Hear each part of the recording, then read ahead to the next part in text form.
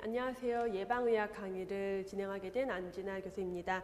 자, 오늘부터 우리 예방의학 강의를 진행을 할 건데, 예방의학은 우리 보건연구사 준비하시는 분들을 위한 강의죠. 그래서 보건연구사 준비생들만 이 강의를 듣게 되는데, 우선 보건연구사를 준비할 때 과목이 보건학이 있고요. 보건학이 있고, 그 다음에 역학이 있고, 그동안은 거의 보건학, 역학, 그리고 선택 과목 하나, 뭐 미생물학이라던가 식품화학이라던가 이렇게 과목이 들어갔었는데, 이번에 몇몇 지역에서 예방의학이 아예 시험 과목으로 들어왔어요.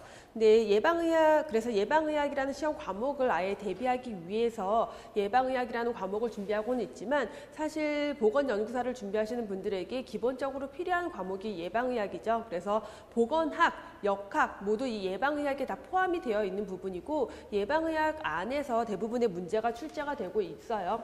그리고 지금까지 시험 출제 경향, 특히 2016년 들어오면서 특히 역학의 시험 문제의 난이도가 굉장히 높아지고 있어요. 그래서 기존에 우리가 역학 기본 이론을 통해서 했던 내용으로 15년, 16년 지방직 같은 경우는 시험 보는데 크게 무리가 없었고, 대부분 학생들로부터 이제 합격 소식을 많이 받았는데, 2016년 10월 이후 시험부터 서울시 문제가 굉장히 어려워졌다라는 특징이 있었고, 그 어려워진 내용이 결국 예방의학의 내용을 그대로 역학에 반영을 하고 있기 때문에 문제 난이도가 굉장히 어려워졌죠. 그래서 보건학 준비에도 필요한 게 예방의학이고, 역학 준비에도 필요한 게 예방의학이다. 그래서 연구사를 준비하시는 학생들에게 심화 이론 차원으로 시험 대비로 필요한 과목이 바로 예방의학이다라고 강조를 드리고, 자, 예방의학 교재는 제가 따로 집필한 건 아니고요. 우리 그 의사들 시험 볼 때 시험 고시용으로 보는 이제 책이죠. 그래서 예방의학 교재를 가지고 과목 준비를 들어갈 건데, 예방의학이에요. 그래서 의대에서 하는 하나의 과목이기 때문에 제가 여러분들한테 강의를 하되 의학과 완전 직접적인 것은 강의를 드릴 수가 없고, 예방의학, 그래서 공중보건 또 역학 이 안에서 다룰 수 있는 내용까지만 들어가게 될 거여서 의사 고유의 어떤 진단이나 치료와 관련된 문제들은 다루지 않게 될 거예요. 다루지 않는 이유는 뭐 제가 그 분야가 아니기도 하지만, 의사가 아니기도 하지만 시험 대상 자체가 의사들을 대상으로 보는 시험이 아니기 때문에 그러한 내용까지는 들어가지 않을 거예요. 그래서 그러한 부분들은 스킵하고 뛰어넘으면서 내용을 들어가도록 할게요. 그래서 예방의학 강의를 들어갈 거고, 문제 난이도, 최근에 시험 경향에 대한 얘기를 조금 해보고 가면은, 시험 문제가 기존에 우리 보건학, 공중보건학, 그리고 역학, 기본 이론 강의를 들으면 충분히 문제를 풀 수가 있었고, 실제로 저희 수강생들 중에서 이번에 역학시험 만점 맞았어요 라고 연락이 오는 친구들도 있었고요. 그래서 또 합격생들 90점 이상의 점수를 받고 점수를 획득하고 합격한 학생들의 이제 피드백을 많이 받았는데, 문제가 점점 어려워지고 있기 때문에 기존의 기본 이론 가지고는 조금 커버할 수 없는 내용들이 있어요. 그래서 예방의학을 심화 이론으로 여러분들이 꼭 들어야 된다라는 것을 강조를 드리면서 강의를 들어갈 거고, 시험을 준비하시는 분들에게 조금 도움을 드리고, 심리적 도움을 좀 드리고 싶은 마음에 제가 어제 받은 메일이에요. 우리 합격생한테 또 메일을 받았는데, 요 학생 같은 경우는 제가 이제 굉장히 잘 기억을 하고 있는 학생인데, 지방직 경남 보건연구사 시험을 준비하고 있었고, 공부 시작한 지 몇 개월 안 됐어요. 몇 개월 안 됐는데 굉장히 열심히 준비하고 질문도 좀 많이 하고 하면서 열심히 준비했던 학생이고, 이번에 합격했다라는 연락을 받아서 저도 너무 기뻤는데, 저한테 따로 감사 메일도 보냈고, 또 여러분들께 도움이 될 만한 내용을 합격 수기로 올려주셨어요. 그래서 여러분들 학원 홈페이지 들어가면 합격 수기에서 보실 수 있으니까, 다른 먼저 공부했던 학생들이 어떻게 공부하고 합격했는지 좀 도움을 받으면 좋을 것 같고요. 그리고 제가 강의를 하면서 이미 이제 제 강의를 들으셨던 학생들일 테니까 들으면서 많이 했던 말씀이, 여러분들 믿고 공부하시라고, 반드시 내가 합격할 거다라는 거 믿고 공부해야지 합격할 수 있다라는 걸 많이 강조를 드렸었는데, 이 학생도 그런 얘기를 해줘서 제가 조금 읽어드려 보면은, 안진아 교수님께 이제 메일을 보냈습니다. 어디 경남 보건연구소 합격한 어떤 학생이고요. 3개월 공부했어요. 3개월 만에 합격을 한 학생이고, 심지어 마킹 실수로 4개나 마킹을 못했는데 합격했다고. 본인 스스로 기적적으로 합격했다라고 얘기를 하고 있고 너무 많은 도움을 받아서 이렇게 인사를 드린다고 했습니다. 제가 강조했던 내용, 교수님이 항상 강조하시는 믿고 공부하면 된다고 저도 딱 그 말만 믿고 공부했고요. 자, 이렇게 믿고 공부를 했다라는 얘기를 여러분들께 좀 전해드리고 싶어서 제가 가지고 왔는데 그래서 합격 소식을 전해드린다라고 말씀을 드리고 있고요. 그 공부한 내용과 관련해서도 기본 이론 2번 이상 다 반복을 하고 심화 이론하고 문제풀이 하면서 다시 기본 정리하는 가장 매뉴얼적인 공부 방법을 택해서 짧은 기간 안에 합격을 한 학생이에요. 3개월 만에 합격했다. 그게 가능해? 저 사람 아마 엄청 머리가 좋을 거야. 엄청 똑똑하니까 되지 나는 안 돼. 이런 생각 분명히 하실 텐데 아니에요. 그렇지 않고 자, 이 학생 이전에도 제가 서울시에서 2016년 1월 시험에 3개월 만에 합격했던 우리 제자가 있었고 저랑 이제 합격하고 저랑 따로 만나기도 하고 그랬는데 그 친구도 3개월 만에 합격을 했어요. 그 친구도 똑같이 할 수 있을까요? 라는 질문을 했을 때 제가 누구든 할 수 있다, 누군간 된다라는 얘기를 강조를 드렸고 3개월 만에 합격을 했고 그리고 지금 일을 하고 있고 그래서 제가 강의할 때마다 그 친구 얘기를 해드렸어요. 근데 그걸 믿고 또 다른 학생이 또 3개월 만에 합격을 했고요. 이 학생 말고도 1월 달에 2016년 1월 달에 서울시 보건연구사 3명을 뽑았고 10월 달에 1명을 추가로 또 뽑았어요. 자, 그때 강의를 할 때도 제가 마찬가지로 이렇게 꼭 믿고 공부를 해라 라고 강조를 드렸는데 이제 그 당시에 수업을 듣던 학생이 공부를 하고 시험을 봤어요. 저도 그때 10월달 시험을 가서 봤는데 너무너무 어려웠어요. 문제 난이도가 정말 어렵게 나왔어요. 그런데 합격했다고, 필기 합격했다고 면접을 준비하면서 저를 찾아왔어요. 점수가 70점대 중반이었어요. 그 당시 합격선이 70점대 중반이었어요. 그 이전에 1월 달에 합격선이 93점, 그때 1월 달에 합격했던 친구가 93점 정도로 합격을 했었는데 70점대로 합격선이 떨어졌어요. 그 정도로 문제 난이도가 어려워진 거죠. 자, 문제가 어려워졌으면 나만 어려운 게 아니라 모두 다 어려워요. 걱정할 필요가 없겠죠. 그래서 그 와중에 합격을 했고 1명 뽑는데 3명의 필기 합격자가 있었어요. 제 제자가 와서 고민을 했죠. 1명 뽑는데 될까요? 저는 합격선 바로 턱걸이에요. 안 될 것 같아요 라고 고민을 하면서 왔고 저는 똑같이 또 얘기를 했죠. 당연히 누군가는 될 거고 미리 포기하지 말고 합격할 수 있다라고 믿고 면접 준비해보자 라고 했는데 엊그제 연락이 왔어요. 잘 면접에 합격해서 지금 물연구소에 발령을 받아서 1월 달에 합격했던 그 친구랑 같이 만나서 일을 하고 있다. 그래서 같이 제 얘기를 나누다가 저에게 연락을 줬다라고 감사 인사를 또 전했는데 자, 뭐 제가 감사 인사 받았다고 자랑하려고 얘기를 드리는 게 아니라 중요한 포인트는 뭐냐면 여러분들이 공부를 할 때 내가 이 시험에 합격할 것이다라는 걸 반드시 믿으면서 공부를 해야지 여러분들의 합격 확률이 올라가고 공부도 더 재밌어질 거다라는 거죠. 그래서 단순히 합격 요것만 머릿속에 두고 할 게 아니라 어떻게 해야 되냐면 내가 합격해서 어떻게 일을 하고 있는지 내가 꿈에 그리는 나의 미래의 생활 모습을 머릿속에 그려두세요. 사진처럼. 그래서 그 영상을 계속 머릿속에서 재생을 하다 보면은 어느 순간 그 순간이 여러분들의 실제 생활이 되어 있을 거라고 제가 좀 더 강조를 드리고 확신을 가지고 말씀을 드리고 이 강의를 실제 들어가 보도록 할게요. 자, 예방의학 보시면요. 전체 내용 보시면 먼저 건강 증진에 대한 내용, 건강에 대한 기본 개념 정리할 거고요. 그 다음에 역학에 대한 내용 들어가 있어요. 역학 안에는 통계가 약간 포함이 되어 있고 그 안에 감염성 질병 그리고 만성 질병에 대한 내용까지 담고 있는 게 역학이라는 챕터로 들어가 있죠. 그다음에 환경과 산업보건, 그래서 우리 공중보건에서 했던 환경보건, 산업보건을 조금 더 요약해서 들어가 있는 게 환경과 산업보건인데 우리는 그 공중보건에서는 환경오염이라던가 뭐 산업보건 주로 다뤘다라면 환경과 산업보건이 예방의학에서는 조금 더 환경과 관련된 질병들, 산업보건에서 나오는 질병과 관련된 내용이 좀 더 나올 거고요. 그다음 마지막 챕터 굉장히 중요한데 의료관리예요. 여러분들 공중보건 보건연구사는 보건학이라는 과목으로 공중보건의 보건행정이 같이 포함이 되어 있어요. 그래서 우리 공중보건하고 보건행정의 일부분을 잘라서 추가로 해서 보건학으로 강의를 같이 드리고 있는데 이 의료관리 이 내용이 바로 보건행정과 관련된 심화이론이다라고 생각을 하시고 이걸 통해서 보건학을 같이 정리하신다라고 생각을 하시면 될 것 같고요. 먼저 첫 시간 건강증진 윤리인데 건강증진에 대한 내용만 볼 거고 강의 들어가기 전에 여러분들께 꼭 먼저 말씀을 드리는 거는 이 예방의학은 역학 그리고 보건학을 이미 수강한 학생들을 대상으로 하는 거예요. 그래서 개념 설명 안 들어가요. 심화 이론이에요. 그래서 역학과 보건학을 하지 않고 이 예방의학을 들으면 여러분들이 이 수업을 절대 따라올 수가 없어요. 그러니까 역학 그리고 보건학을 공부를 끝내고 나서 반드시 예방의학 강의를 들으라라는 걸 강조를 드리고요. 건강 증진부터 내용을 들어가 보도록 할게요. 건강에 대한 정의 나오는데 건강에 대한 정의를 하기 전에 우리 그 보건학에서 했던 내용이죠. 건강에 대한 개념 변천을 한번 살짝 잡아보고 가면은 건강에 대해서는 굉장히 사회적 어떤 철학적 사조라든가 과학적 발전 이런 것들에 의해서 건강에 대한 개념들이 발전해 오고 있죠.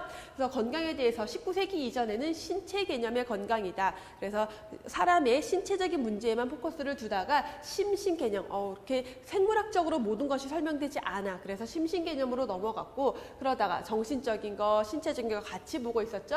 그러다가 생활 개념, 단순히 내 몸만 건강하면 끝나는 게 아니라 생활을 내가 사회생활을 잘 영위할 수 있어야 돼. 그래서 생활의 개념, 사회적 건강의 개념까지 넘어가고 최근에 와서는 생활수단의 개념. 그래서 그 건강이라는 게 건강한 게 목표가 아니라 건강해야 내가 생활을 할 수 있어. 삶의 질을 높이기 위한 하나의 수단이다. 라는 개념까지 발전을 해왔어요.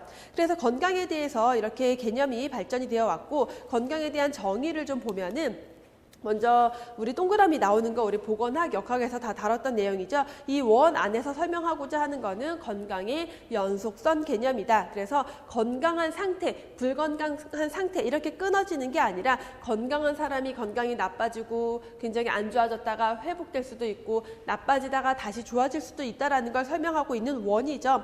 그래서 A에 있는 부분이 완전한 건강 상태였다가 B로 넘어가면은 초기 상태. 그래서 전염병이라 면 감염에서 잠복기 상태겠고 만성질환이라면 그 증상이 없는 초기 상태를 의미한다라는 거고 C는 완전한 질병 상태죠. 그리고 D로 넘어가면은 이제 그 질병이 회복되고 있는 상태다. 그래서 자, A, B, C, D 중에서 보건의식이 향상된 사람, 건강에 대해서 좀 더 많은 생각을 가지고 있는 사람들은 B, C, D를 모두 건강하지 않은 병적인 단계다라고 인식을 하지만 보건의식이 빈약한 계층에서는 어떻게 C, 완전한 어떤 증상이 있는 상태만 병적으로 인식하기 쉽다라는 설명을 하고 있고요. 다음에 건강에 대한 정의들 중에서 WHO의 정의, WHO는 신체적, 정신적, 사회적 건강을 정의했다. 그래서 단순히 질병이 없거나 허약하지 않을 뿐만 아니라 신체적으로도 정신적으로도 사회적으로도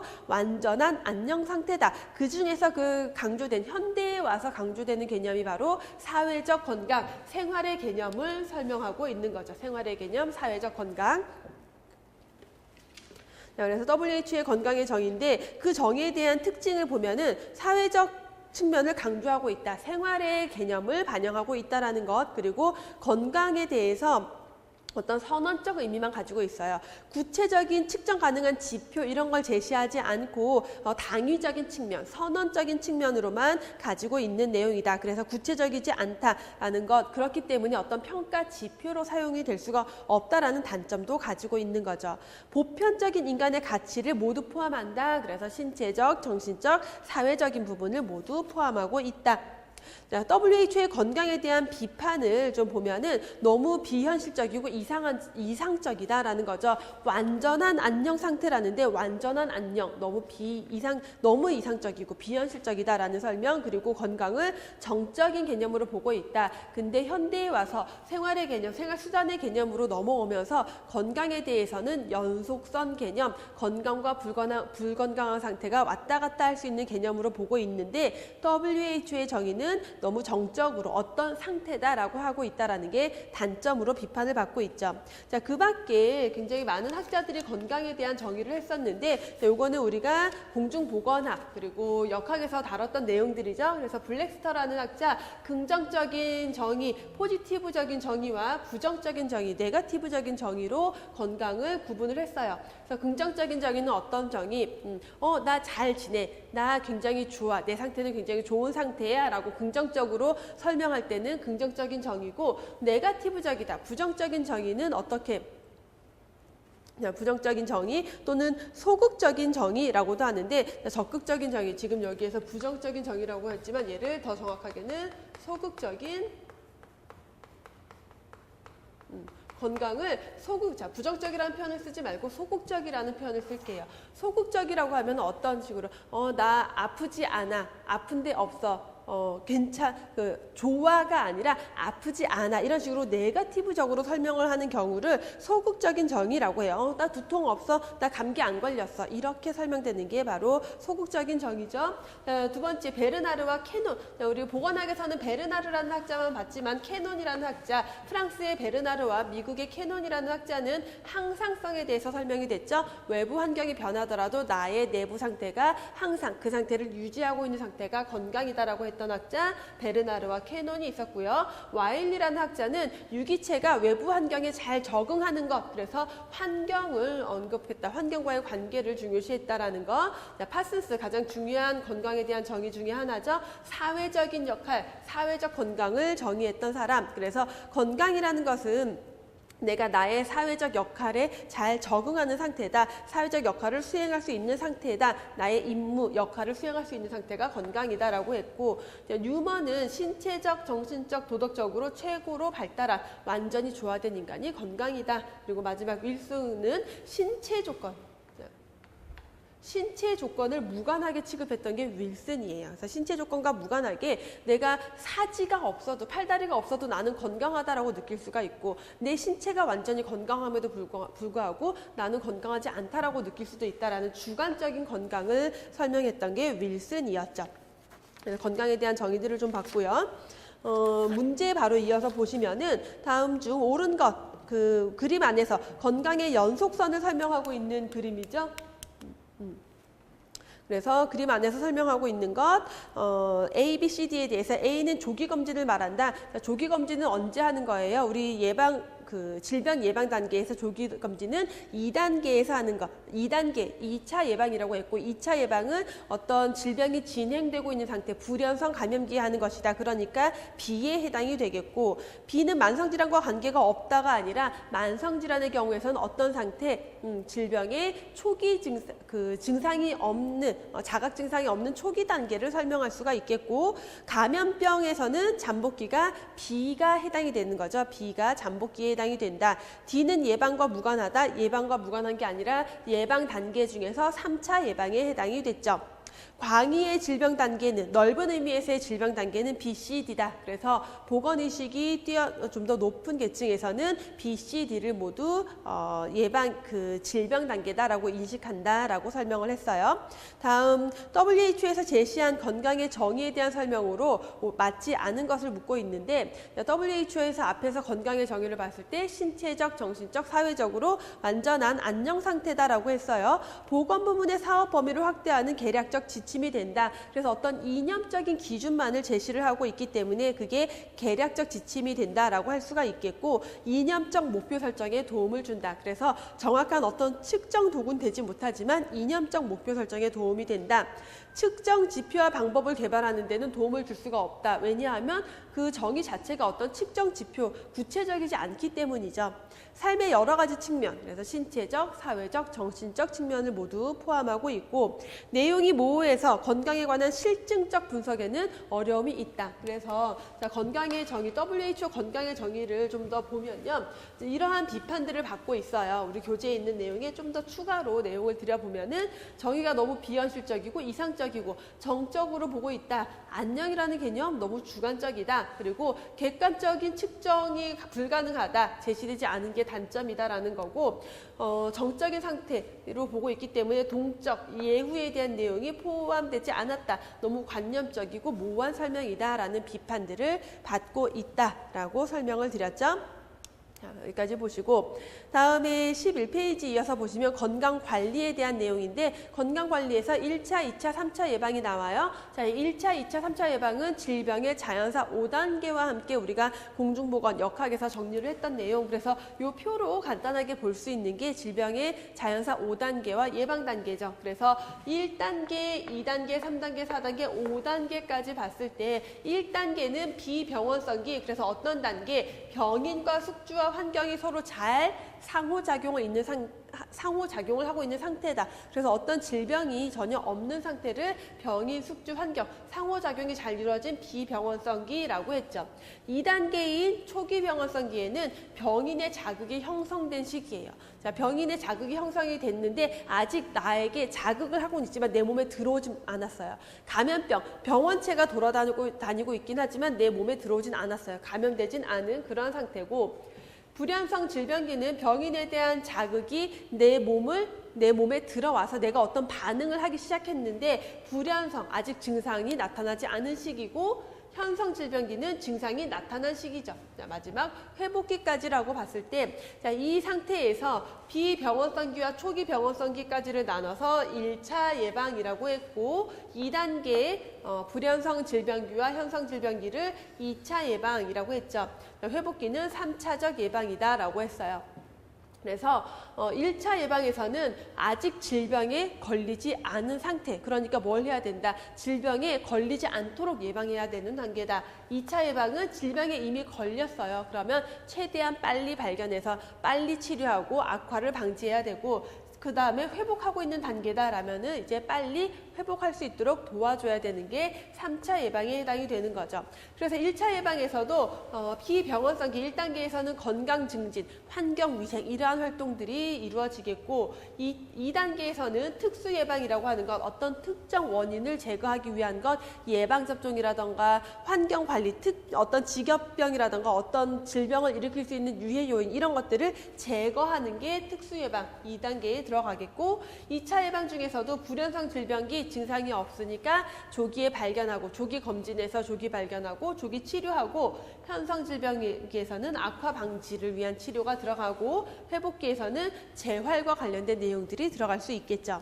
자, 이어서 교재에서 보시면 그래서 1차 예방은 질병 발생하기 이전 단계다라고 설명하고 있어요. 그 중에서도 적극적 예방과 소극적 예방이다. 적극적 예방이 바로 여기 1단계에서 할 수 있는 예방들, 건강 증진, 환경 위생, 영양, 우리가 다른 말로는 비특이적인 예방이다.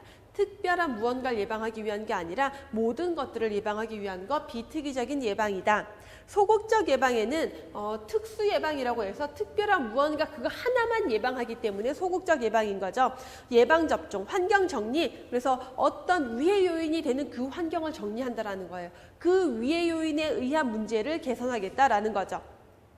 안전관리, 어떤 안전상의 문제가 발생할 수 있는 것들을 제거하는 것. 그래서 환경위생과 환경정리는 다른 개념인 게, 환경위생은 얘가 이 환경 문제가 두루두루 여러 가지 건강 문제를 일으킬 수 있어서 환경을, 대기 오염을 줄이고 뭐 전반적인 환경을 다루는 거다라면은, 환경정리는 어떤 특정 건강 문제를 일으킬 수 있는 부분을 제거하는 거예요. 예를 들면은 산업장에서 어떤 산업 환경이 직업병을 일으킬 수 있을 때 그 물질을 제거해 주는 것, 물질을 대체하거나 이런 것들을 환경 정리로 볼 수 있겠죠. 두 번째, 2차 예방에서는 질병 초기 단계에서 건강 검진을 실시해서 빠르게 진단하는 것, 조기에 검진해서 조기에 발견하고 조기에 치료하는 것, 그리고 악화, 이미 질병이 진행이 됐다라면은 악화되지 않도록 치료하는 것. 3차 예방에서는 이 사람이 이제 잘 회복해서 사회로 복귀할 수 있도록 해주는 거죠. 그래서 만성 퇴행성 질환에서 3차 예방이 또 중요하게 다뤄질 수가 있겠고, 재활과 관련된 내용뿐만 아니라 사회적으로도, 내가 직업으로도 복귀할 수 있도록 하는 재활까지 모두 포함을 하고 있어요. 그래서 1, 2, 3차 예방 단계를 봤고요. 포괄적 의료라는 개념, 자, 포괄적 보건의료, 우리 공중보건에서 했던 내용이죠. 포괄적 보건의료라고 하면은 요거 하나 먼저 보고 갑시다. 그래서 그 질병의 예방 단계에 대해서는 보건학에서도 굉장히 자주 출제가 되는 내용인데, 요거는 우리 공중보건학 교재에 있는 영양과 관련된 만성질환의 1, 2, 3차 예방 사례예요.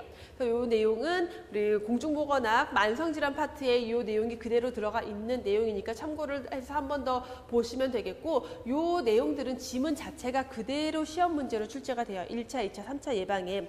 그래서 이 내용을 보면은 우리가 기존에 구분했던 거랑 조금 헷갈려 하시는 분들이 많이 있어요. 그래서 그 내용을 좀 정리하고 갈게요. 자, 1차 예방에서 보시면 질병에 걸리기 전에 미리 예방하는 거다라고 했는데, 지역의 성인 교육센터의 영양광장, 당연히 1차 2차 예방이겠죠.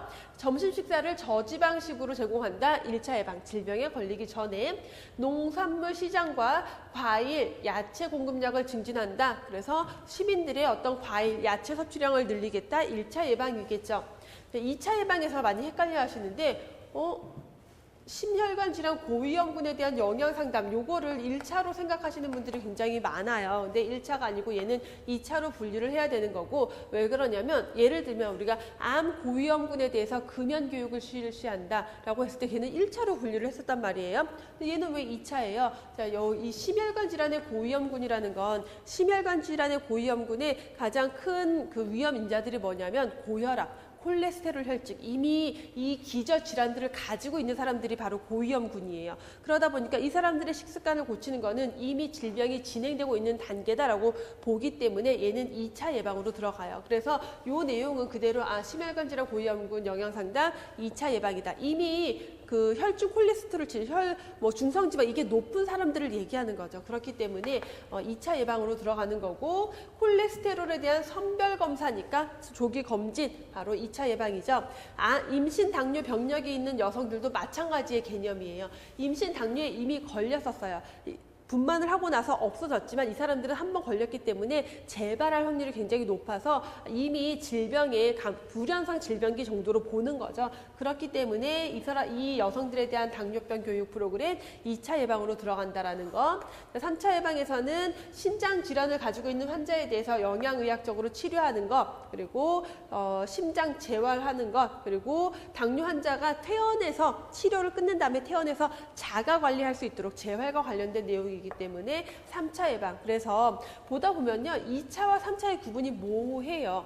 실제로 1차, 2차, 3차 예방의 구분은 모호하다라는 설명이 맞아요. 조금 애매한 부분이 있어요. 그래서 문제 나올 때 항상 여러분들이 주의 깊게 봐야 되는 핵심 포인트 단어들, 건강 증진 활동이다, 예방 접종이다, 선별 검사다, 조기 검사다, 조기 치료다, 이런 것들, 재활이다. 이거는 명확한 포인트가 되는 용어들이기 때문에 그 용어들을 기본으로 보면서 요 사례들 같은 경우는 우리가 그 사례가 그대로 시험 문제로 나오고 있기 때문에 요거 그대로 기억을 해주시면 좋을 것 같아요.